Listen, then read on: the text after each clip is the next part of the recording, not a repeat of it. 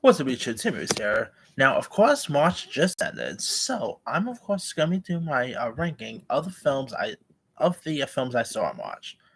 Lots really like obviously this is from my least favorite to my favorite. There was some really great stuff that came out in March here, and some not so great stuff too. So here are my official March 2024 film ranking.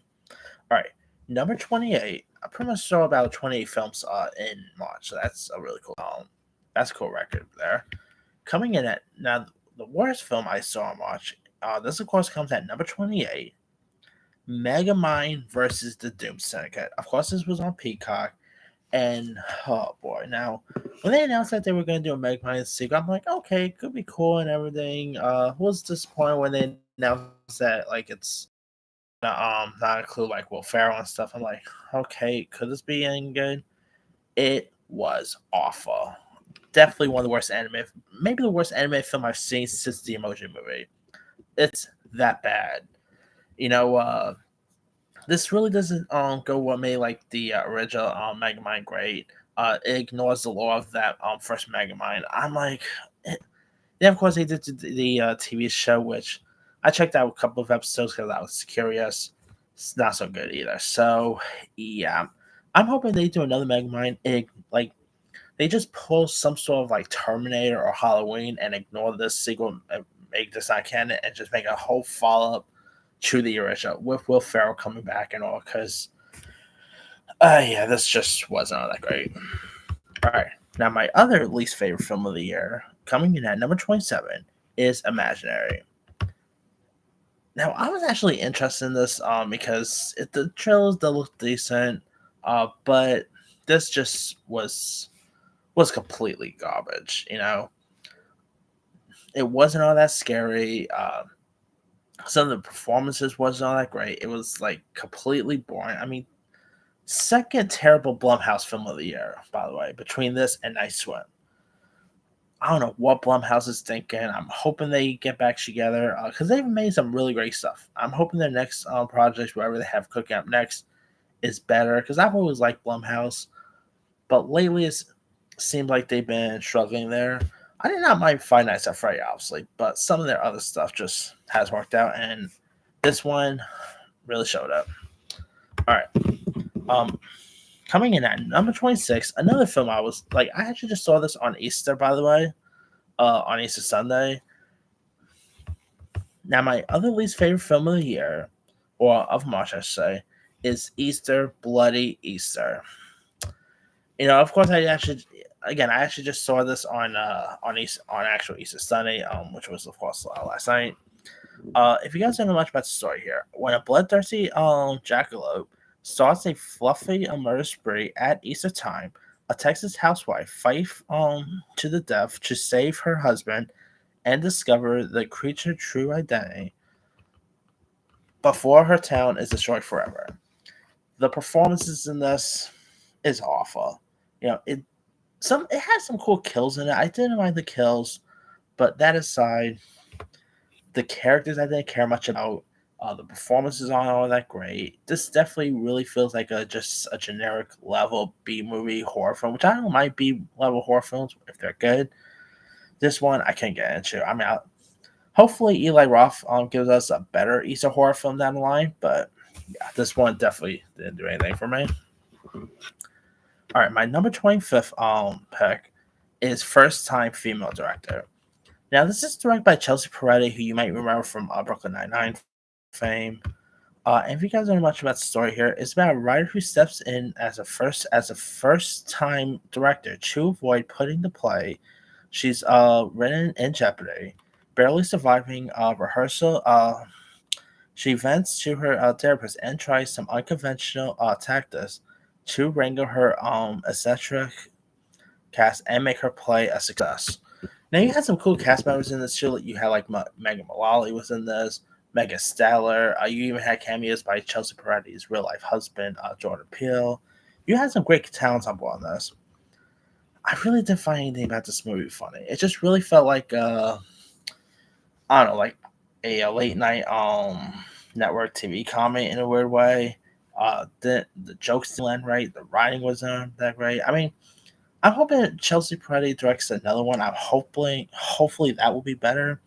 And top it off, this was a Roku film, which hey, I don't mind Roku movies. Come on, the Weird Al Yankovic film was a Roku film, but yeah, this one definitely didn't do anything for me at all. So yeah. Anyway, number 24, I'm going with Irish Wish, another film I thought was pretty terrible this year. Now, of course, I love Lindsay Lohan, going all the way back to like Mean Girls, Freaky Friday, and I actually did not mind that Christmas movie she did last year, Falling for Christmas. But this one just didn't do anything for me. If you guys don't know much about the story here, when the love of her life gets engaged to her friend, Maddie puts her feeling aside to be a bridesmaid at her wedding in Ireland. Days before the wedding, Maddie makes a spontaneous wish for true love, only to wake up as a bride to be. This just feels like a really terrible Hallmark based film here. Lizzie Lohan, I mean, she was charming in it, but even she didn't do anything to save this film. You had the kid from Aragon. It was cool seeing him more grown up here. But yeah, this thing was not all that funny. The script was terrible. I think Falling for Christmas is far better, to be honest. Yeah, but this one definitely didn't do anything for me. All right. Speak of Irish, number 24 is another Irish-based film I actually just saw this past week. Um, it's In the Land of Saints and Sinners. Now, I will say this is not as bad as most Liam Neeson movies I've seen recent. It's not as bad as, let's say, Memory. It's not as bad as, let's say, Blackout or anything like that. It was pretty disappointing, though. If you guys don't know much about the story here, it stars Liam Neeson, who plays former assassin Finbar Murphy, who leads a quiet life in a coastal Irish town, far from the political violence that grips the vast country. When menacing terrorists show up, Finbar soon discovers that one of them has to be abusing a local girl. Drawn into a increasingly vicious game of cat and mouse, he must choose between exposing his secret identity and defending his friends and neighbors. I mean, Liam Neeson was pretty fine in his part. I mean, he definitely had the. It was really cool seeing like Liam Neeson really going out of his way into the Irish landscape because you don't really see him do much like. Obviously, he is Irish, but he doesn't really do much like Irish-based movies for a while. So seeing him like you know go out of his comfort zone and in an Irish setting, I thought was really cool. But the movie itself, just nothing about it really sat right with me. The script wasn't all that great.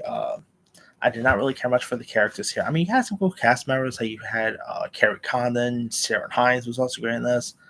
You know, it just really wasn't that great. I mean, hopefully he'll be better with like his Naked Gun film. But yeah, lately Liam Neeson's film just hasn't been the great in recent years. All right, number 23 is another film I was not too big with, but I don't know why you install this because obviously I'm not the demographic, but I decided I was a little bored and just wanted to watch something. Number 23, I'm going with the Thundermans Returns. Yeah, it's cringy. I mean, I grew up, obviously quiet on this set and the Nickelodeon stuff aside. I obviously grew up with lots of Nickelodeon classics like Drake and Josh. I didn't really grow up with it, but I also like Victorious and stuff like that. Zoe 101 and all that. Some of the other stuff past some years, I don't know. I haven't really been all that. I have seen Thundermans here and there. Nothing about the show really appealed to me, so I don't know why I even bother watching the film. But yeah, I just didn't really care for it much. I mean, it had, like the characters were cool and everything. I think I think I hope to see that one the lead actress Akira Kasaran. I hope to see her more stuff outside of Nickelodeon. I mean, she plays her part really well, but this movie itself just didn't do anything for me. And yeah, I mean, for maybe for Thunderman fans, like people who are really invested with the show more will appreciate it a lot more than I did. But yeah, I guess that's how I guess now I know when people see like let's say the Cat in the Hat and stuff like that. Now I know how they feel. All right. Now those are the films I pretty much dislike. All right, coming in at now, here are the movies that I've also quite enjoyed. Um, Coming in at number two is Snack Shack. Snack Shack was a coming of age film directed by Adam Carter Romero, and is set in the summer of 1991. It stars Connor Sherry and Gabriel LaBelle as a pair of teen friends working at a community pool snack shack in Nebraska City. You also have Micah Abdallah, who portrays a newcomer lifeguard who disrupts the friends' duo summer plans here. And I didn't really know too much about this until I saw the trailer. It's actually really charming. You got Nick Robinson, who I think is a really cool actor. I've been a fan of his ever since I saw him in Kings of Summer. I thought he really was terrific in this. The chemistry between the two were great. I mean, this really felt like classic, 19 classic films that a couple of coming of age that takes place in the 80s. Reminds me a little bit of, like, let's say Adventure Land with Jesse Eisenberg, or Way Back. Definitely got a bit of that feel to it. Yeah, I thought the movie definitely had some nice charm to it. The ending will definitely leave you to tears here. So, yeah, it's a really just a little film if you guys haven't seen it. All right. Speaking of Nick Robinson, by the way, coming in at number 22, I'm going with Damsel. Now, of course, this stars Millie Bobby Brown, who stars as Elroy, who accepts a marriage proposal only to realize that she is being used to repay a lawyer family's ancient debts, and now escapes while surviving attacks from the dragon lurking in the chomps. And this movie is actually a lot of fun. It's not great. I mean, it's not like one of Netflix's best films, something like that. But I thought this was a really entertaining one. Definitely reminds me a little bit of like Ready or Not in a weird way. Millie Bobby Brown I thought was pretty charming. Nick Robinson was great in this. You had Angela Bassett, so it was great. Really decent film worth checking out. All right. Number 20, I actually just saw this one, and that is A Beautiful Game. Now, it's about the squad of of English homeless footballers, including the talented but troubled striker Vinny, who are led by their coach Mal, to compete in Rome at the global annual football tournament, aka the Homeless World Cup. Now, this of course has Bill Nye, who plays the coach in this. This is probably far better than Taika Waititi's Next Go Wins. To be honest, yeah, I definitely thought this was a much better film. Had much better like performances here. Bill Nye was great. Michael Ward was really cool. It's directed by Tia Chirac, who I thought did a good job directing this too. So, not a bad little film if you guys haven't seen it. All right. Number 19, I'm going with Knox Goes Away. This movie was a real surprise. Because it was from Saban Films. I'm like, okay, this is probably just gonna be straight up terrible. It was really good. Like Michael Keaton, of course, he directs the film as well. You know, he plays, of course, like this guy who is diagnosed with a rapidly evolving form of dementia, and of course, he's like a contract killer who gets a chance to redeem himself by like saving the life of his estranged son, played by James Marsden. And of course, you had some other cool cast members, like you had who else was in this? Oh yeah, Al Pacino was in this one. You had some other cool players here and there. Um, I mean, Michael Keaton, of course, directing. I thought was really decent. Like he really, this was actually his first directing film since I believe 2008 or something like that. And I thought he did a really great job here. James Marsden, I know he's in the news a lot for some not so great stuff, but take that aside, I still think James Marsden is a terrific actor. It doesn't have as much action as you expect, but when they like do some action and shootouts, they know how to bring the violence there, and it's a really decent film worth checking out. I mean, it's more like a Law and Order type thing than something like Die Hard. Really, it's a really decent film worth checking out, and shows that Michael Keaton, the dude, is like in his 70s, and the guy still has it. Yeah. All right. Number 18, I'm going with Stormy. Now, of course, this is a documentary about Stormy Daniels. I know lots of people see that and be like, really? You talk about Stormy Daniels, who, let's say, does different type of acting? This was a really decent documentary here. Of course, this is on Peacock. And follows Stormy Daniels as she navigates being a mother, artist, and an advocate, working hard to reinvent herself following the Stormy Daniels / Donald Trump scandal. And of course, you have Stormy Daniels telling her story here as well.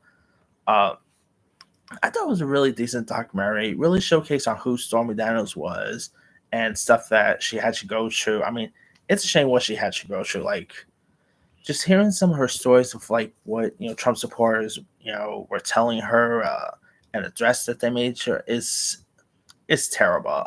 And I'm glad to see Stormy Daniels doing pretty well here. And I thought this was a really decent documentary that's worth checking out. So yeah, definitely worth checking out, especially around the election time, right?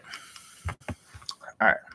Number 17, I'm going with Lil Wayne. Now, this is, of course, a Paramount Plus original, starring Brooklyn Prince, who, of course, you might remember her from the Florida Project. You also have Brian Cox, of course, coming off Succession, Kelly Raleigh from Yellowstone fame. So you got some cool cast members in this.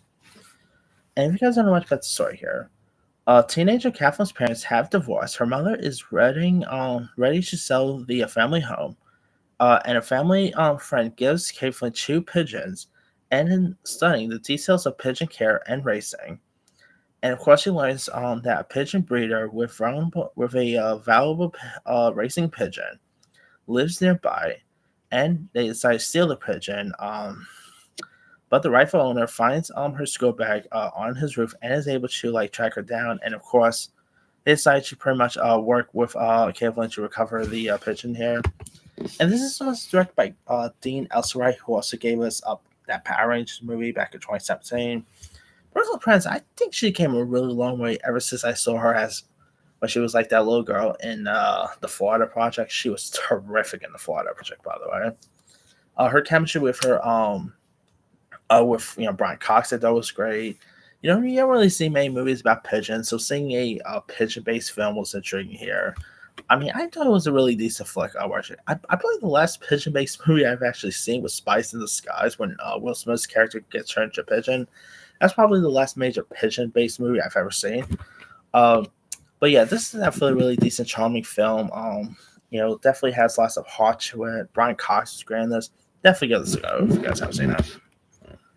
All right, number 16. I'm going with Off to the King.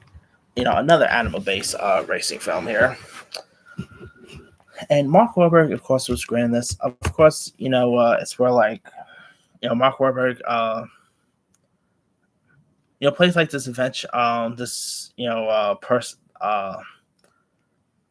this team up for this adventures racing team who befriends a wounded dog named Arthur, who accompanies the team on a grueling 435 mile here. And I thought like I love these type of classic dog movies, and it's a really cute, charming one. Mark Wahlberg was really great in this. You had Simu Liu, Natalie Emmanuel. Who does not love the dog? The dog was adorable in this as well. I mean, it's a really decent film we're checking out here. Definitely has lots of heart to it. For the same director of that Mark Wahlberg, A Family Plan, and I thought he did a good job with this one. So give this one a go if you guys haven't seen it. All right, number 15. Again, I'm not going to say the full word, but it's The American Society. Now, this movie did not really get much love, but it's actually not that bad of a film. Like, I literally was going into this ready to say, okay, this is going to be one of the worst movies of the year, maybe even worse than Man of Web.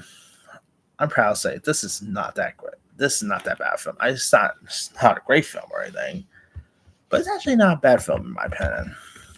Of course, Justice Smith I thought was great. David Now Greer, some of the scripts, was pretty good in this. The storyline was interesting. I mean, he's just trying to help someone and all that, and people need help, right? So yeah. All right, number 14 is another documentary, and this is of course You Can Call Me Bill, which is of course a documentary about famed Star Trek star William Shatner, and it's pretty much only William Shatner in the film. Like you don't have like people, you don't have let's say George Takei being interviewed and explaining how great of a guy William Shatner is. It's really William Shatner telling a story here. And I always love these type of documentaries where it's a documentary about the person who's actually telling their story.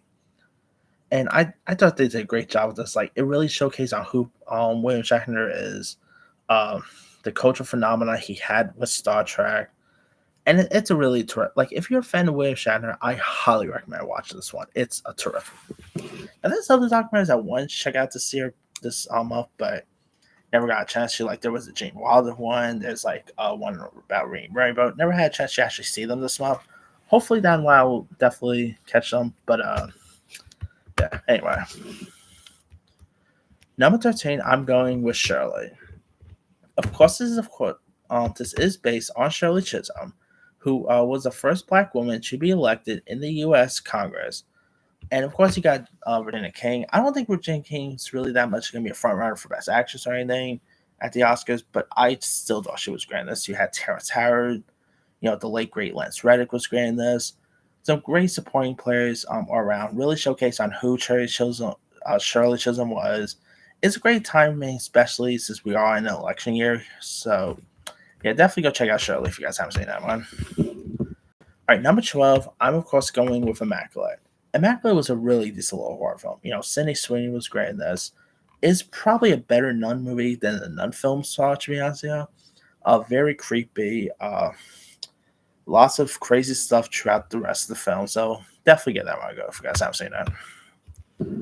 All right, number 11, I'm going with, in the words of Peter Griffin, Roadhouse. The Roadhouse movie remake is a lot of fun. Really entertaining, some fun one-liners. Maybe the worst part is Conor McGregor. I mean, yeah. Hey, fellas! Oh boy, Conor McGregor is, oh boy. I'm gonna tell you, I've already said this. I will be shocked if he doesn't get a Razzie nomination because holy cow, he was terrible in this. But Jake Gyllenhaal definitely was really decent. Of course, Doug Liman did a great job with this.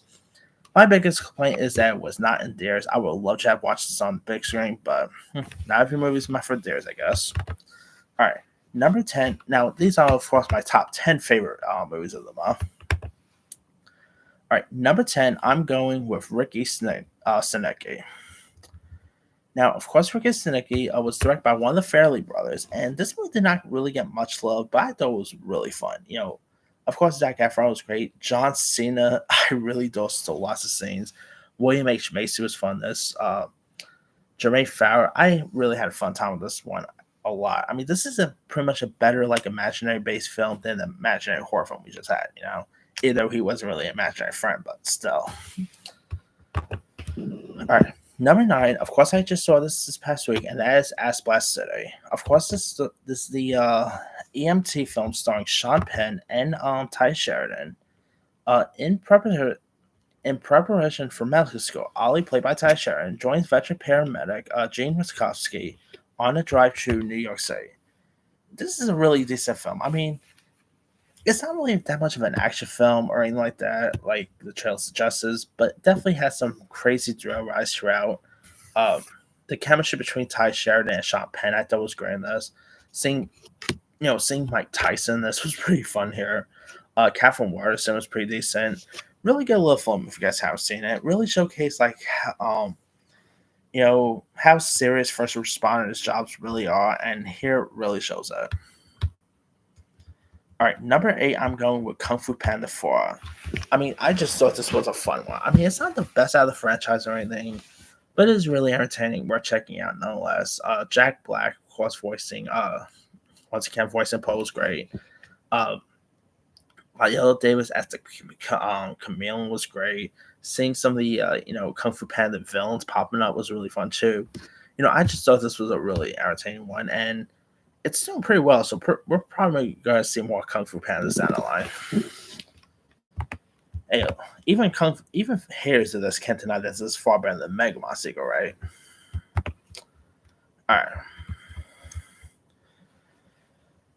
Number 7, I'm going with Problemista. Now, plus this was directorial debut by Els Spooky star Julia Torres, and I thought he did a great job with this one. Of course, it follows a struggling, aspiring toy designer from El Salvador who starts working at a eccentric art world outcast in New York City. And Tilda Swinton in this is great. This is, of course, from A24. Second film on this list that's from A24, by the way. You also have some other cool supporting players like Greta Lee was great in this. RZA. It's a really decent film worth checking out with great performances. Really showcase on how tough it is to be an immigrant in America, and this one really showcases it very well. All right. Number six, I'm of course going with Winnie the Pooh, Blood and Honey 2. I don't care what anyone says. I adore this film. I even think this is probably the Empire Strikes Back and T2 of Winnie the Pooh, Blood and Honey movies. It's a lot of fun. The violence is great. The kills are fun. It's really entertaining. Tigger, let's just say Tigger has lots of fun in this. After seeing this, I cannot wait to see more stuff in the Poohniverse. Cannot wait to see Peter Pan, Pinocchio one, and Bambi. It's gonna be a lot of fun. All right, now my official top five. Number five is of course Godzilla X Kong: A New Empire. Of course, this is a lot of fun. It's dumb, yes, but you know what you're getting with it. You're getting big monster fights, and they deliver. Yeah, they don't deliver much on the story, but that's cool, I guess. But yeah, the of course you have like Rebecca Hall, Dan Stevens, Brian Tyree Henry. You know, I don't think this is the best out of the MonsterVerse, to be honest here. I don't even think it's as great as the first Godzilla versus Kong film, but I still so highly enjoyed it. And if you guys haven't seen it, it's in theaters. Definitely give that one a go. Number four, I'm going with Ghostbusters Frozen Empire. Again, this is actually a lot of fun too. It's not as fun, like it's not as good as the original Ghostbusters, something like that. But just seeing, the original Ghostbusters, or back together, like Bill Murray, Ernie Hudson, Dan Aykroyd, is a lot of fun to check out. Seeing some of the new additions like Camille Nanjiani, Patton Oswalt was great. I really love that they brought us back to New York City, because I've always said Ghostbusters is much better when it's take place in New York City, because New York's pretty much like a character to Ghostbusters. So yeah, I'm hoping we get another Ghostbusters down the line, but we'll see there. All right, number three, I'm going with Late Night with the Devil. Now, despite the AI stuff, which I meant to talk about in my video, but I didn't want to go too much details about that. Late Night with the Devil is terrific. Really felt like, let's say, Exorcist meets Network. David DeMaclin, I thought, was great in this. The creepy girl being possessed. Whenever they have like a little girl being possessed by a demon, is always creepy. Going back to The Exorcist, and here really shows that. After seeing this, I really want to see these directors tackle the next Exorcist film. To be honest, yeah. So yeah, if you guys haven't seen Late Night with the Devil, definitely give it a go. All right, number two, I'm going with Love Lies Bleeding. Another A24 film on my list, by the way. Love Lies Bleeding, I thought was really terrific. The performances by Kay O'Brien and Kristen Stewart was great. Dave Franco, Ed Harris. This movie definitely will leave you guessing from beginning to end. It gets really intense. And after seeing this, I really want to see a Wonder Woman movie directed by Rose Glass with Kay O'Brien starring. Because I tell you now, they will, like, Rose Glass will give us a gritty Wonder Woman film. And Kay O'Brien, she's definitely fit for Wonder Woman there. So whether that actually happens, beyond me, but that's just a little dream of mine now.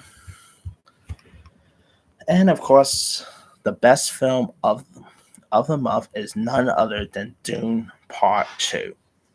This movie is terrific. It's a lot of fun. Timothy Chalamet is great. I think Austin Butler deserves an Oscar nomination.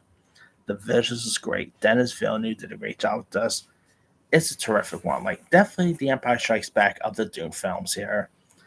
It's a really wonderful film worth checking out. It's definitely going to get a lot of Oscars come Oscar season. So if you guys haven't seen Dune Part 2, what are you waiting for? It's in theaters. I highly recommend watching it in theaters before it goes to Max. So yeah. But that's pretty much it. Now here is, of course, the quick rundown. 28, Megamind versus the Doom Circuit. 27, Imaginary. 26, Easter Bloody Easter. 25, First Time Female Director. 24, Irish Wish.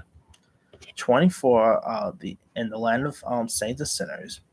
23, The Thunderman's Return. 22, Snack Shack. 21, Damsel. 20, A Beautiful Game. 19, Knox Goes Away. 18, Stormy.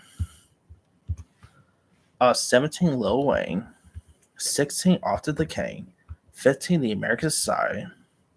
14, You Can Call Me Belle. 13 Shirley, 12 Immaculate, 11 Roadhouse, 10 Briggy Snicky, 9 Asplat City, 8 Kung Fu Panda 4, 7 Problem Mister, 6 Winnie the Pooh Blood and Honey Part 2, 5 Godzilla X Kong New Empire, 4 Ghostbusters Frozen Empire, 3 Late Night with the Devil, 2 Love Lies Bleeding, and number 1 Doom Part 2. And there's some other ones I was gonna see, but never really got around to seeing them. I'll hopefully maybe see them down the line. I don't know if I'll add them in the other list, but we'll see. Yeah, some interesting stuff here. But let me lead you guys. What were some of your favorite films you saw in the month of March? Did you like Dune Part 2? Did you even see Caparina? Which was of course that film from Angel. So I didn't really get around seeing that because it didn't really look interesting to me. But did you like Dune Part 2, Kung Fu Panda 4, Immaculate? Drop comments below. Don't forget to like, subscribe, hit that bell for notification. This is Samuel Zion.